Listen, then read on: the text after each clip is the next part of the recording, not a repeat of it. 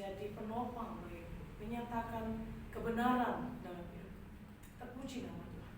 Dalam nama Yesus, berkati hamba-Mu yang menyampaikan firman itu. Menolong, memberkati, biarlah perkataan Tuhan saja ya. Dan kami yang mendengar Tuhan, tolong beri hikmat bagi. Terpuji nama Tuhan. Dalam nama Yesus kami berdoa. Amin. Shalom. Shalom. Puji nama Tuhan. Hari ini kita kembali berjumpa setelah 2 minggu ya, 2 minggu kita berpisah. Ibu berangkat ke Kalimantan Barat mengadakan perjalanan mission trip bersama dengan kakak tingkat kalian ya. Ada yang alumni dan juga ada yang mahasiswa semester 7. Puji nama Tuhan. Perjalanan kami diberkati, dijaga oleh Tuhan karena Tuhan sangat baik. Ada banyak cerita yang bisa dibagikan, tapi gak mungkin hari ini semuanya diceritakan. Gak pulang kita. Tapi puji Tuhan, mari bersama-sama buka firman Tuhan di dalam Markus pasal yang kelima, ayat yang ke-21 sampai ayat yang ke-43. Firman Tuhan dari Markus pasal yang kelima, ayat 21 sampai 43. Firman Tuhannya sedikit panjang karena ceritanya sangat indah, jadi tidak baik kalau dipotong-potong. Yang pria akan membacakan ayat yang ke-21, yang wanita membacakan ayat yang ke-22, nanti ayat yang ke-43 kita baca bersama-sama. Di bawah perikop, Yesus membangkitkan anak Yairus dan menyembuhkan seorang perempuan yang sakit pendarahan. Sesudah Yesus menyeberang lagi dengan perahu, orang banyak berbondong-bondong datang lalu mengerumuni dia, sedang dia berada di tepi danau. Datanglah seorang kepala rumah ibadat yang bernama Yairus. Ketika ia melihat Yesus, tersungkurlah ia di depan kakinya. Lalu memohon dengan sangat kepadanya, anakku perempuan sedang sakit, hampir mati. Datanglah kiranya dan letakkanlah tanganmu atasnya, supaya ia selamat dan tetap hidup. Lalu pergilah Yesus dengan orang itu. Orang banyak berbondong-bondong mengikuti dia dan berdesak-desakan di dekatnya. Adalah di situ seorang perempuan yang sudah 12 tahun lamanya menderita pendarahan. Ia telah berulang-ulang diobati oleh berbagai tabib, sehingga telah dihabiskannya semua yang ada padanya. Namun sama sekali tidak ada faedahnya, malah sebaliknya keadaannya semakin memburuk. Dia sudah mendengar berita-berita tentang Yesus, maka di tengah-tengah orang banyak itu, ia mendekati Yesus dari belakang dan menjamah jubahnya. Sebab katanya, asal ku jamah saja jubahnya, aku akan sembuh. Seketika itu juga berhentilah keadaannya, dan ia merasa bahwa badannya sudah sembuh dari penyakitnya. Pada ketika itu juga Yesus mengetahui bahwa ada tenaga yang keluar dari dirinya. Lalu ia berpaling di tengah orang-orang yang ada dan bertanya, siapa yang menjamah jubahku? Murid-muridnya menjawab, engkau melihat bagaimana orang-orang ini berdesak-desakan dekatmu, dan engkau bertanya, siapa yang menjamah aku? Lalu ia memandang sekelilingnya untuk melihat siapa yang melakukan hal itu. Perempuan itu yang menjadi takut dan gemetar ketika mengetahui apa yang telah terjadi atas dirinya, tampil dan bersungkur di depan Yesus dan dengan tulus memberitahukan segala sesuatu kepadanya. Maka katanya kepada perempuan itu, hai anakku, imanmu telah menyelamatkan engkau. Pergilah dengan selamat dan sembuhlah dari penyakitmu. Ketika Yesus masih berbicara, datanglah orang dari keluarga kepala rumah ibadat itu dan berkata, anakmu sudah mati, apa perlunya lagi engkau menyusah-nyusahkan guru? Tetapi Yesus tidak menghiraukan perkataan mereka dan berkata kepada kepala rumah ibadat, jangan takut, percaya saja. Lalu Yesus tidak memperbolehkan seorang pun ikut serta kecuali Petrus, Yakobus dan Yohanes saudara Yakobus. Mereka tiba di rumah kepala rumah ibadat dan di sana dilihatnya orang-orang ribut, menangis dan meratap dengan suara nyaring. Sesudah ia masuk, ia berkata kepada orang-orang itu, mengapa kamu ribut dan menangis? Anak ini tidak mati, tetapi tidur. Tetapi mereka menertawakan dia. Maka diusirnya semua orang itu, lalu dibawanya ayah dan ibu anak itu, dan mereka yang bersama-sama dengan dia masuk ke kamar anak itu.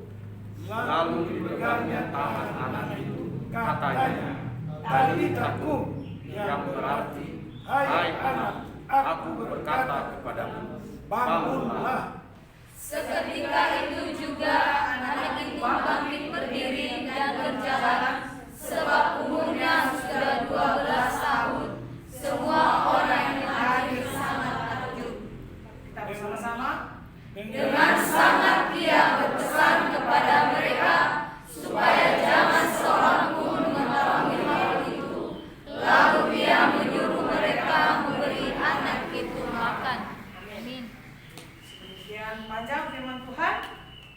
Di judulnya ada Yesus membangkitkan anak Yairus dan menyembuhkan seorang perempuan yang sakit pendarahan. Saya berikan tema yes, yakin esok sembuh. Amin. Amin. Yes, yakin esok sembuh. Saudara-saudari, Bapak Ibu yang terkasih dalam nama Tuhan, cerita ini dimulai dari ada seorang kepala ibadat, rumah ibadat yang bernama Yairus, yang ingin meminta tolong, yang ingin meminta bantuan dari Tuhan. Tetapi ketika dia datang kepada Yesus, Tuhan tolonglah anakku sedang sakit parah. Saat Yesus dalam perjalanan tidak semerta-merta langsung menolong Yairus. Kenapa? Karena ada iklan. Iklannya adalah seorang yang sakit pendarahan. Usia anak itu sama dengan usia sakit perempuan, 12 tahun. Nah, lalu ketika ada iklan di dalam perjalanan kehidupan, perjalanan pertolongan yang ingin diberikan kepada Tuhan, selesai. Nah, waktu ada iklan itu, di situ terjadi sesuatu yang spektakuler menurut saya. Seorang perempuan yang sedang sakit pendarahan yang sudah 12 tahun menjamah jubah Tuhan Yesus sambil berkata, asal ku jamah saja jubahnya, aku pasti sembuh. Lalu setelah itu terjadilah percakapan antara Yesus dengan perempuan itu di tengah-tengah banyak orang, dan berita datang, anakmu sudah mati, untuk apa lagi guru dipanggil ke sana? Tapi Yesus tahu apa yang harus Yesus lakukan. Meskipun banyak orang yang menertawakan, tapi Yesus paham, benar-benar mengerti apa yang harus dikerjakan, mengusir semua orang yang menertawakan itu. Yesus selesai membawa anak itu, mendoakannya, kali takut, anak itu hidup kembali. Bapak Ibu saudara-saudari, iklan dalam perjalanan Yesus itu bukan sebuah keisengan belaka. Bila saat ini kita pernah dijanjikan Tuhan, apa yang Tuhan pernah janjikan kepada kita, yakinlah Tuhan akan menyelesaikannya sampai sempurna. Amin. Iklan dalam hidup saya cukup panjang. Tahun 2006 saya lulus dari kampus ini. Kami langsung diberikan tanggung jawab oleh Bapak Pendiri bersama dengan beberapa teman membuka STT KSN Santosa Asih di Solo.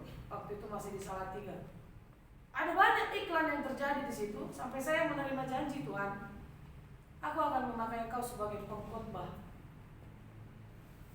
Janji Tuhan di situ saya masih ingat sampai ke mancanegara. Saat itu janji itu saya tuliskan dalam sebuah buku. Tapi saya pikir ini iseng. Ini iseng karena setelah itu saya menikah, saya ke Solo, saya mengubur janji itu dalam-dalam. Saya menjadi kepala sekolah TK dan saya berpikir inilah yang harus saya lakukan. Tetapi Tuhan membuat sedemikian rupa jalan yang harus saya jalani sehingga saat menarik kembali, saat ini saya melihat 10 tahun seperti perjalanan Yusuf 15 tahun untuk benar-benar membuktikan janji yang Tuhan. Ketika saya sampai di Jakarta tahun lalu, anak-anakku ya semester 3 tahu, ibu dipanggil khotbah ke sana, dipanggil khotbah ke sana. Ibu kembali mengingat janji itu. Yes. Dan satu lagi, sampai mancanegara, I will be done. Itu janji Tuhan pada saya. Nah, buat anak-anak semua, buat Bapak Ibu, buat kita semua, apa janji Tuhan yang pernah Tuhan taruh di hati kita? Atau janji kita yang pernah kita ungkapkan kepada Tuhan? Apakah engkau pernah berjanji ingin membawa orang tuamu jalan-jalan ke Singapura? Kamu melihat itu mustahil, tetapi hari ini Tuhan berkata, ketika kita beriman kepada Tuhan, janji akan sempurna dilakukan. Tuhan tidak pernah iseng merangkai jalan-jalan hidup kita, tidak. Tetapi mari kita belajar hari ini apa yang harus kita lakukan sebagai hamba Tuhan, sebagai anak Tuhan, sehingga kita bisa berjalan bersama dengan Tuhan. Mari kita belajar dari perempuan ini. Yang pertama adalah dari ayat yang ke-27. Ketika ada perjalanan Tuhan Yesus, di sana dikatakan mulai dari ayat yang ke-26, ia telah berulang-ulang diobati oleh berbagai tabib, sehingga telah dihabiskannya semua yang ada padanya, namun sama sekali tidak ada faedahnya. Malah sebaliknya keadaan semakin memburuk. Dia sudah mendengar, ayat 27, dia sudah mendengar berita-berita tentang Yesus. Maka di tengah-tengah orang banyak itu, ia mendekati Yesus dari belakang dan menjamah jubahnya. Peristiwa ini didengar oleh sang wanita tadi. Bapak Ibu, kita sudah mendengar firman setiap hari. Yang sudah mulai dari sekolah minggu mengenal Tuhan, wanita ini sama. Dia mendengar siapa itu Yesus. Yesus? Yesus yang pernah membangkitkan orang mati, Yesus yang pernah menyembuhkan, Yesus yang pernah mencelipkan mata orang buta, Yesus yang pernah mengutuki pohon ara. Dia mendengar semua itu. Dia menyerap dan memelihara semua itu dalam pikirannya dan dalam hatinya. Nah, setelah mendengar, what is next? Apa selanjutnya? Setelah dia mendengar, lalu yang kedua adalah dia bertindak. Ini yang paling penting. Dia bertindak apa? Asal ku jamah saja jubahnya. Katanya asal ku jamah saja jubahnya. Ketika dia sudah mendengar, Yesus itu mampu menyembuhkan kamu. Yesus itu pasti bisa membangkitkan orang mati. Dia sudah mendengar. Tetapi yang paling perlu adalah dia harus bertindak. Dia harus action dari apa yang dia dengar. Apa yang dia dengar tadi? Yesus mampu menyembuhkan saya. Yes, yakin esok sembuh.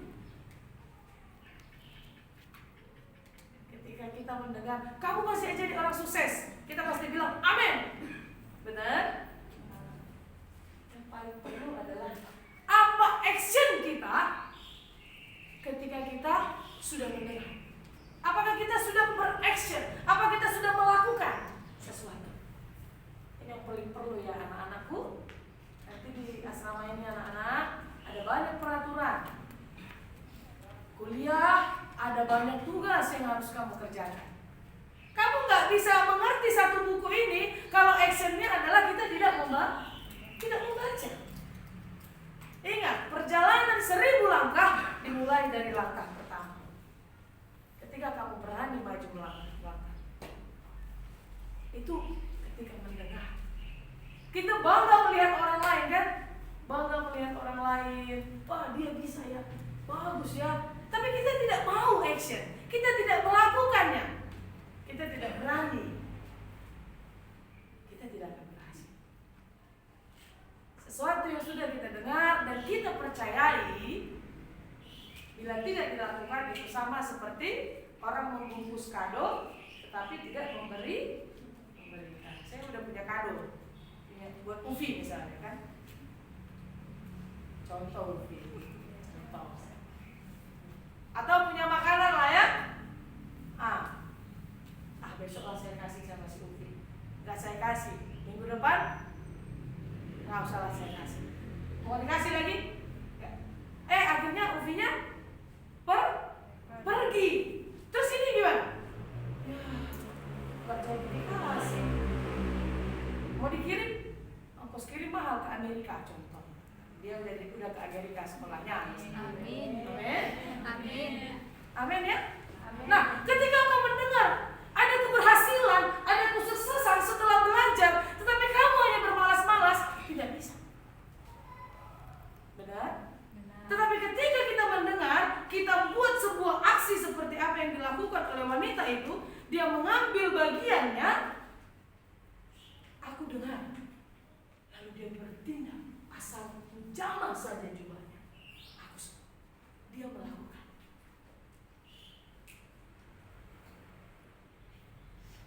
Saya sedang haus misalnya, ada air di sana. Kayaknya enak banget ya habis minum itu, lega tenggorokan saya. Tapi seharian saya nggak jalan-jalan ngambil, hausnya hilang nggak? Yang dilakukan harus, amin. Ibu ingat sekali waktu kakak Yusmina ini pertama sekali jadi WL, belum banyak kata-katanya, tadi udah banyak. Udah ada 4 paragraf. Nanti semester 5 dia nggak tahu lagi. Udah khotbahnya udah sampai ke Singapura kali ya. Ibu bangga. Amin. Amin. Kenapa? Mau belajar nggak? Aduh ibu nggak bisa. Bisa. Maju. Semua ini dulu nggak bisa ngomong ini. Lagi yang paling tengah ini. Suruh senyum susah kali. Sekarang senyum terus dia. Sama pohon-pohon aja dia senyum. Mau belajar. Ya anak-anak ya. Mau belajar. Ibu juga dulu belajar. Ibu juga pernah khotbah 3 menit dihitung kan. Jadi teman-teman, betul ini kan sambil keringetan kan. gitu kan. Amin. Terus ya, apa ini tadi psikopatmu? Sama. Kakak-kakak ini juga begitu.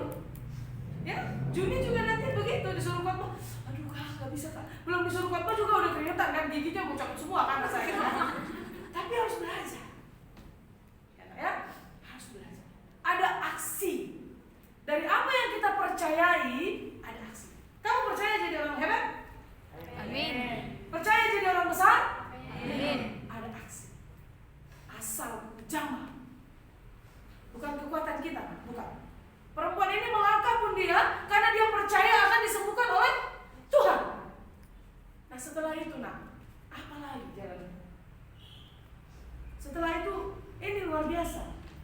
Pada ketika itu juga Yesus mengetahui.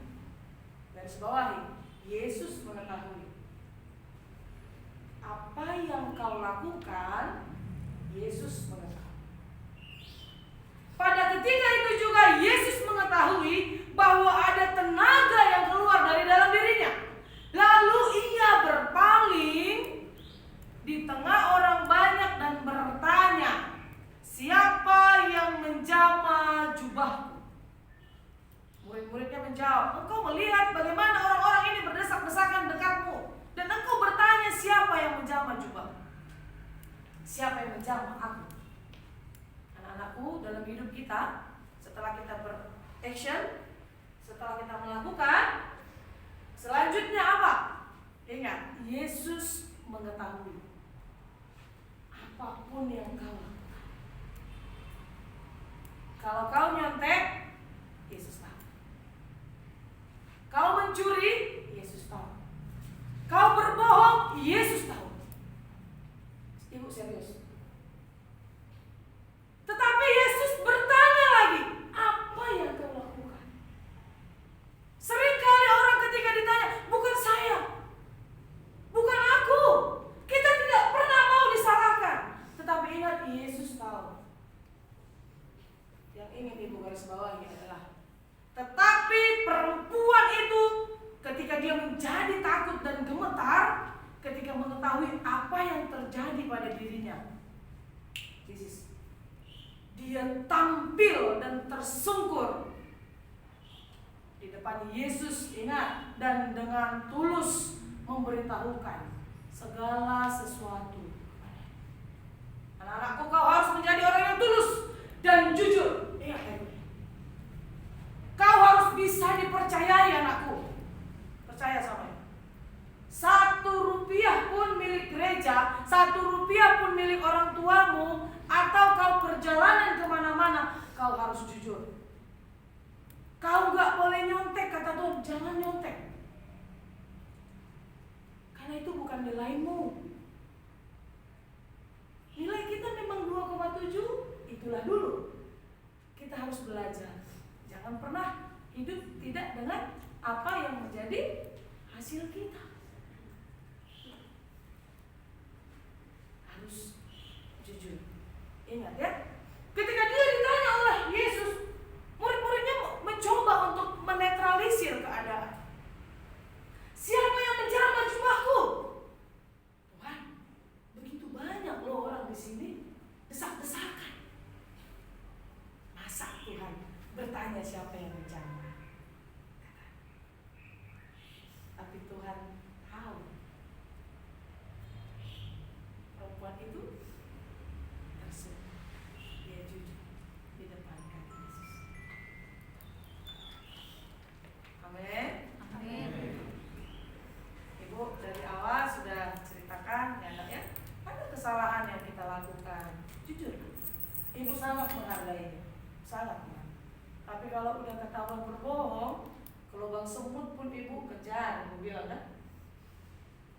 Ini kehidupan. Ya. Yang semester 1, kalau memang belum paham, tanya sama kakak-kakak nanti. Ini gimana ya kak caranya? Ini gimana? Jangan contek. Kepelayanan pun anakku, pergi kamu ke pelayanan ya semester 3, jujur. Itu lebih baik. Misalnya kamu merusakkan sesuatu barang, minta maaf lah, datang lebih dulu.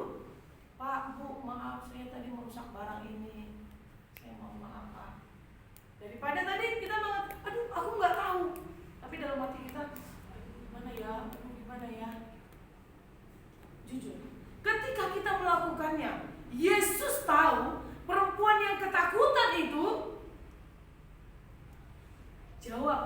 jujur, dia tersungkur dengan tulus di kaki Tuhan. Dia berkata, "Hai anakku, imanmu telah menyelamatkan engkau. Pergilah dengan selamat dan sembuhlah dari sakit." Apapun yang menjadi masalah dalam hidup kita, ketika kita datang dan tersungkur di kaki Tuhan, Tuhan katakan, imanmu menyelamatkan engkau. Amin. Itu iklan yang terjadi dalam tadi perjalanan Yairus. Setelah itu dipanggil dan Yairus menyuruh Yesus menyuruh orang-orang pergi. Yesus mendoakan dan di sana dikatakan kemuliaan Allah luar biasa. Tapi kita melihat apa yang terjadi dalam kehidupan perempuan ini. Dia sembuh. Dia benar-benar sembuh. Setelah apa yang dilakukannya selama berobat, menghabiskan semua hartanya, Yesus hanya 1 kali saja memberikan berkat dan dia langsung sembuh. Hari ini kita belajar. Yang pertama, dengar. Amin. Dengar. Yang kedua, lakukan. Yang ketiga, berani berkata jujur. Ya, hidupmu harus jujur. Kalau kita nggak bisa dipegang, tahu belut ya, belut licin kan, susah nangkapnya kan. Kalau perkataanmu nggak bisa dipercayai, ibu yakin kau sama seperti belut, susah dipercaya, susah dipotong kan, susah dipotongnya, enak ya, tapi mesti dipukul dulu. Betul, dipukul dulu kepalanya kan, sakit dia. Ya nak, kalau saya sama-sama di tempat ini. Jadi kalau jangan jadi belut ya, licin kali omongannya gitu kan. Ya jangan. Ibu percaya kalian akan jadi orang-orang hebat. Amin. Amin. Ada ilustrasi seperti ini. Ketika itu ada seorang ibu yang mencoba ya, dia mencobai lah. Kadang-kadang mama-mama ini juga iseng mencobai anaknya. Mamanya cuma bilang kayak gini, nanti siapa yang memecahkan kunci ini nggak boleh jalan-jalan ya. Terus ternyata kuncinya memang sudah pecah. Kuncinya sudah pecah, udah tompel lehernya itu kan. Siapa yang memecahkan kunci ini nggak boleh jalan-jalan. Anaknya 2 kan, nah, mamanya iseng lagi. Lalu setelah itu mamanya datang, lah kok pecah kuncinya? Anaknya ketakutan. Anaknya ada 2. Adiknya bilang, nggak tahu ma, nggak tahu, adik nggak lihat pecah. Ya udah berarti nggak usah jalan-jalan. Kakaknya mikir gini, ya jadi jalan-jalan kasihan. Terus dia bilang gini sama adiknya, nanti kamu jalan-jalan sama mama ya. Kan gak tahu kak yang pecahin kuncinya siapa. Gak apa-apa, kamu jalan-jalan sama mama, pulang dari sana kakak diceritain ya, di sana ada apa aja. Kata kakak, iya. Lalu dia datang, mama maaf, aku yang pecahin kuncinya. Mama bawa adik jalan-jalan ya. Mamanya menangis. Kenapa kau harus mengakui perbuatan yang tidak kau lakukan? Aku cuma mau adik dibawa jalan-jalan. Kalau nggak ada yang mengakui, berarti tidak jadi jalan. Mamanya peluk anakku, kunci itu memang sudah. Nah, terkadang kau dimarahin untuk kesalahan yang tidak kau lakukan pun, terima. Jangan berpikir tidak adil. Ibu sering dimarahin. Ibu sangat sering untuk kesalahan yang tidak kulakukan. Ya, tapi sering juga salah. Si manusia kan, salah nggak salah dimarahin, diam aja ya.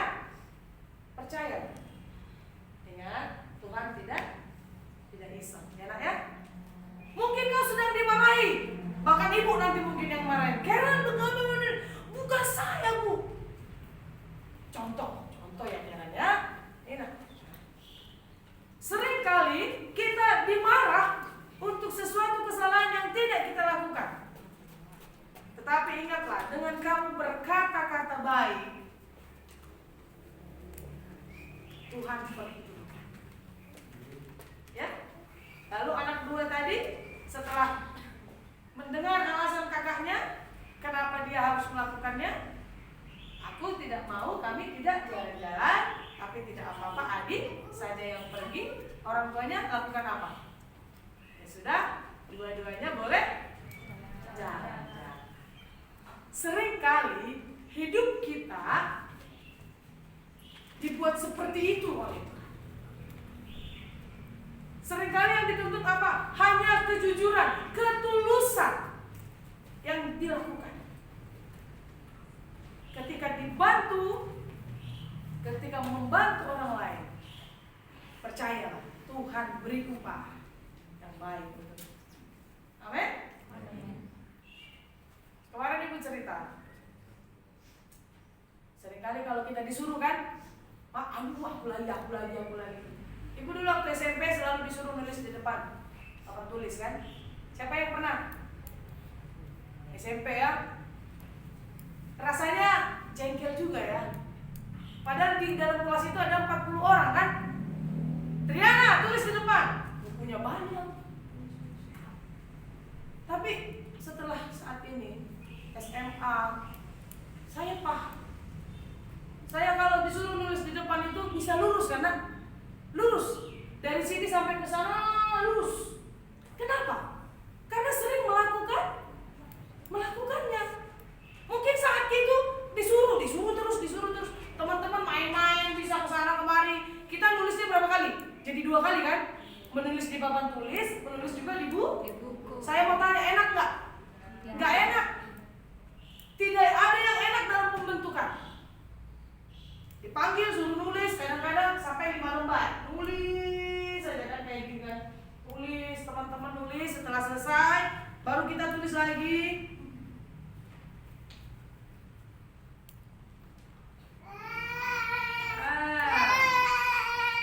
Ketika pembentukan itu tidak, tetapi lihat hasilnya. Kita harus bekerja 2 kali, udah nulis di sana, nulis lagi di sini kan. Tapi kalau disuruh nulis di depan, bisa lurus ya, selesai. Ibu nanti coba dulu ya. Siapa yang nulisnya sampai ke atas? Pernah ya? Menulis di papan tulis yang nggak ada garisnya, naik dia kan? Naik kayak ke puncak gunung kan? Berarti nggak pernah tulis di papan tulis ini waktu sekolah. Lari terus ini kalau disuruh ya. Iya kan? Nah, saat pembentukan seperti itu nggak ada yang enak. Bener ya? Belum nanti dimarahin ibu asrama, dimarahin dari atas, dimarahin dari dosen, berantem sama teman, benar? Ya, menjaga hati dan segala macam. Tapi yang bertahan, tadi kita belajar dari perempuan, kamu hidup jujur, percayalah, kamu tidak perlu menjaga, dia bicara apa ya tentang saya, nggak usah. Kamu tetap lakukan apa yang menjadi bagian, ya. Tuhan pasti akan memperhitungkan kita semua. Amin. Hari ini kita belajar dari perempuan. Ingat ada 3 yes. Yakin esok sembuh. Yang pertama mendengar. Yang kedua melakukan. Bertindak. Yang ketiga Jujur. Amin. Ya, perjalanan kami ke Kalimantan kemarin dimulai dari tanggal 27. Kami terbang dari Jakarta dan di sana dijemput oleh adiknya alumni kita, namanya Leo. Dijemput oleh Leo, lalu kami diantarkan ke rumah alumni kita juga, Pastor Hendri namanya. Dia gembala sidang di GSA Ngabang. Anda tahu, dia bukan orang yang punya prestasi akademik yang terlalu cemerlang, tapi istrinya ya, Pastor Henry itu saya kenal orang yang tulus, orang yang baik hati, sangat baik. Saya melihat waktu di sana, saya melihat dia punya 1 gereja dan dia sudah punya gereja Pos PI di GS Adangku, dan dia punya kerinduan untuk membuka satu lagi karena di sana sangat minim pendeta. Sangat minim pendeta di sana, sehingga dia berpesan, Kak, kalau ada yang lulus bolehlah diantarkan ke sini lagi, gitu ya. Nah, memang Kalimantan Barat masih membutuhkan sangat banyak pendeta-pendeta. Jadi kalau kalian punya kerinduan untuk menjadi gembala sidang, boleh nanti kalau mendoakan apa yang menjadi misi Tuhan. Dari GSA Gambang kami diminta lagi oleh sama alumni kita, Pendeta Erkening dan Ibu Pendeta Reni, itu gembala sidangnya Rizka dan Beni ya, dan Beben di Jelimpo, untuk membawakan KKR sekolah minggu, pemuda dan umum.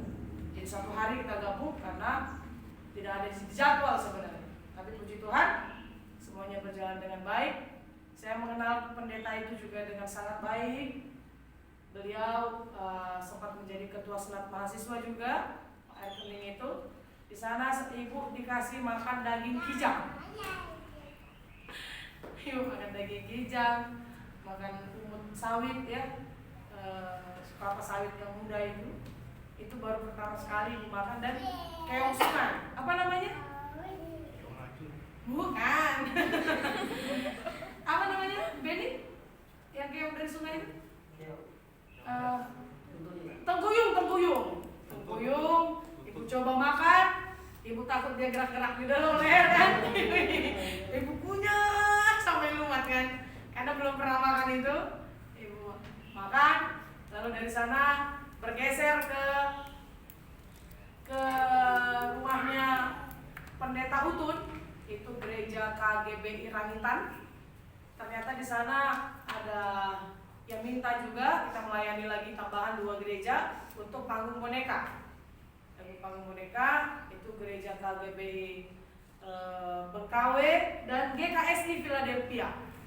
Nah, GKSI Philadelphia itu di sana ada Tommy yang dulu pernah di KSM, katanya dia surprise melihat di KSM ada juga ya begitu kan. Lalu setelah itu luar biasa. Utun itu dua-dua sudah PNS, itu dua-duanya alumni dari sini. Alumni dari KSM. Mereka angkatan 4. Angkatan 4 atau 6. Lalu setelah itu kami bergeser lagi ke daerah Senakin. Di sana juga alumni kita, Ibu Lilis, sama angkatan 7. Suaminya ketua sinode gereja GKPKI ya, Gereja Kristen Protestan Kalimantan Barat. Itu gereja mereka itu, gereja Erkening. Gereja Kristen Pentakosta di Indonesia kalau nggak salah, GKPDI ya, GKPDI. Jadi ada 8 gereja yang kami layani di sana, dan puji Tuhan. Di situ saya melihat, saya benar-benar melihat, saya itu di gereja KGBI Rangitan atau di mana itu, suara saya sudah habis. Suara saya habis karena komite minta mendoakan. Saya hanya bilang begini, Tuhan, suara saya benar-benar habis. Mati lampu. Mati lampu. Jadi kan nggak pakai mic. Saya bilang, Tuhan, yang di belakang tidak akan dengar kalau saya nggak pakai mic. Tuhan nyalain lampunya sekarang.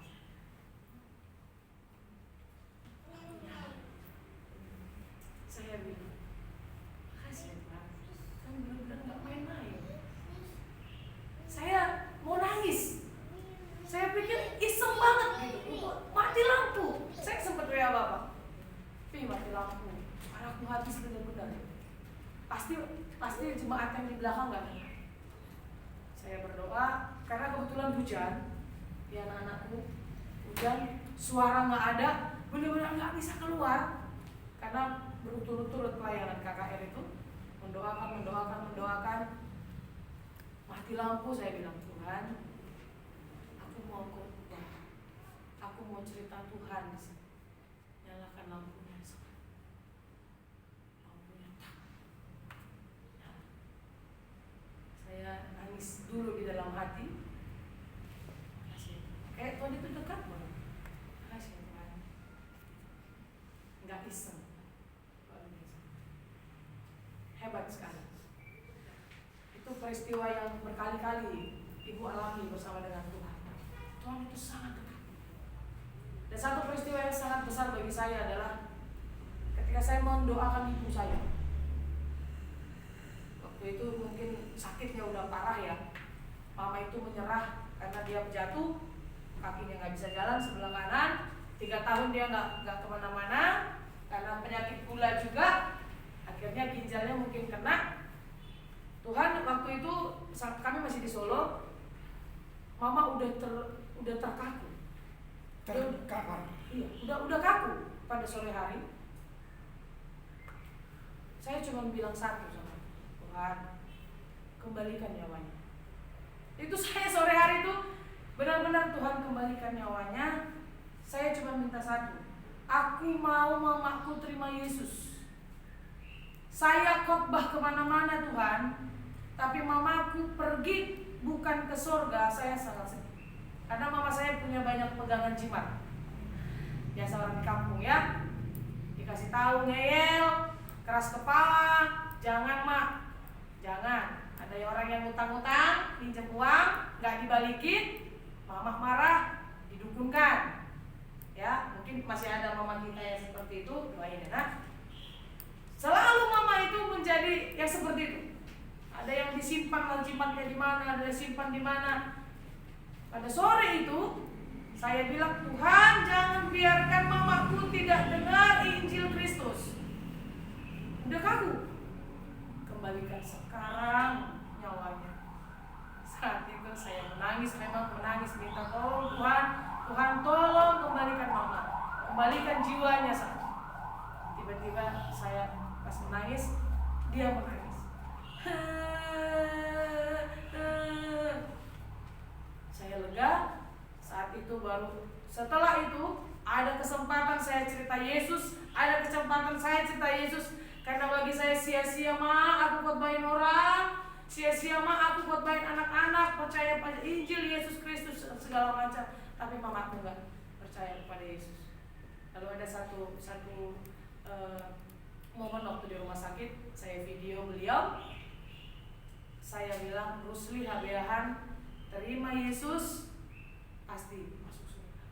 Itu menjadi sebuah momen yang luar biasa dalam hidup saya. Sama. Nah, ini anak-anakku sudah dengar. Ya nak ya, yang tinggal dilakukan harus bertindak. Gak gampang ya, gak gampang. Tadi sudah ibu bilang harus hidup jujur, hidup tulus. Ingat, kejujuran itu nomor 1. Dimanapun kalian berada, jangan pernah ingin melakukan tadi. Ya, ada belok-beloknya hidup itu, jujur saja. Oke? Saat kamu disalahkan pun, saat kamu tidak melakukan kesalahan, coba yes, diam saja dulu sampai nanti kebenaran bisa terungkap. Amin. Amin. Ibu yakin kalian semua yang mendengar firman Tuhan akan Tuhan berkati, Tuhan tolong, dan ingat Tuhan tidak pernah iseng. Apapun yang Tuhan pernah janjikan bagi kalian, bagi ibu juga, seperti tadi yang ibu sampaikan, masih ada janji yang harus saya lakukan. Dan kalian juga mungkin ada iklan nanti ya. Ya, ini ada iklan. Iklannya apa? Contoh, orang tua meninggal dunia, jangan putus semangat. Atau ada banyak hal iklan yang terjadi dalam hidup kita, jangan menyalahkan Tuhan. Sama seperti Yairus, ketika ada iklan itu dan anaknya mati, dia tidak menyalahkan Tuhan. Ya Tuhan udah mati kan, tuh kan udah mati, gak bisa dihidupkan lagi. Enggak. Seperti tadi yang Ibu sampaikan di awal, Tuhan mengerjakan sampai sempurna. Amin. Yes, yakin esok sembuh. Yakin engkau pasti sembuh. Kita semua sembuh, kita semua diberkati oleh Tuhan. Amin. kasih. Kami percaya Tuhan baik dan Tuhan selalu baik bagi kami. Tuhan, mungkin saat ini kami sedang merasakan kegalauan karena ada iklan yang terjadi di hidup kami, atau ada sesuatu yang terjadi yang belum Tuhan jawab. Tapi kami percaya Tuhan, seperti Tuhan menolong dan juga membangkitkan anak Yairus melewati sebuah iklan di dalam perjalanan itu. Kami percaya hidup kami pun akan Tuhan sertai. Tuhan tolong, Tuhan berkati sampai sembuh, sampai sempurna. Terima kasih Tuhan. Berkati kami semuanya. Hamba berdoa secara khusus buat Bapak dan Ibu. Tuhan berikan umur yang panjang, berikan kesehatan, kekuatan, apapun yang mereka alami dalam setiap hari-hari mereka. Berikan kesehatan, kekuatan Tuhan. Terima kasih Bapak, Engkau memberkati kami semuanya. Berkati abang-abangku, berkati Pastor David, berkati Abang Dani, Bang Cesar, dan juga Kak Desi. Terus Tuhan berkati keluarga ini menjadi keluarga Nuh, keluarga yang bersepakat membawa bahtera yang bernama Santosa Asih. Kami percaya semuanya akan Tuhan berkati dengan sempurna. Terima kasih Bapak, berkati semua anak-anak mahasiswa, baik mahasiswa yang lama, mahasiswa yang baru yang sudah hadir. Tuhan berkati, berikan mereka terus hati yang melayani, mengasihi Tuhan. Berkati kami juga semua staf dan sesti yang bekerja, berikan hati yang bijaksana, hati yang tulus di hati kami semua Tuhan. Berkati tempat ini, berkati mahasiswa-mahasiswi kami yang akan hadir, yang akan datang baik hari ini dan dalam seminggu ini kami serahkan di dalam tangan Tuhan. Apapun yang akan kami kerjakan, kami sungguh percaya Tuhan menolong kami, memberkati kami, dan Tuhan kami percaya Tuhan mempersiapkan bagi kami makan minum kami semuanya. Tuhan kami percaya Tuhan akan penuhkan lumbung-lumbung kami. Terima kasih Bapak. Semua yang akan dilakukan oleh Santosa Asih Group hari ini, besok Tuhan kami akan mengawali ada sebuah lembaga yang bernama PAUD Santosa Asih yang sudah berdiri. Kami percaya Tuhan juga akan memberkati. Terima kasih Tuhan, terima kasih. Kami sungguh percaya Allah baik bagi kami. Allah terus memberkati kami. Terpujilah namamu. Dalam nama Yesus Kristus kami berdoa dan mengucap syukur. Haleluya. Amin. Amin.